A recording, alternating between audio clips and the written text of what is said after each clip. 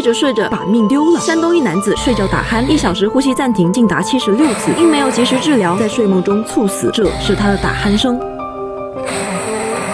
是不是听着有点熟悉？睡觉时缺氧，反复被憋醒，醒了还贼困，记不住事情，这是典型的睡眠呼吸暂停综合征。长久以往，高血压、糖尿病、心血管疾病，通通都会找上门。世卫组织统计，全球每天有3000人因打鼾丧命，10个胖子9个鼾，尤其是人到中年，尤其要小心。如果你的咽部、气道堵塞，气流通过狭窄空间时产生涡流，引起震动，鼾声也随之产生了。人类睡眠消音攻略：1、多运动，减去双下巴；2、戒烟戒酒，避免刺激上呼吸道变肿；3、买个阻鼾神器呼吸机，实在不行，只能把喉咙里多余的软组织扁桃体切掉，拓展喉部的空间，一键消音。小呼不是病，大呼真要命，别让一觉不醒的悲剧再次上演。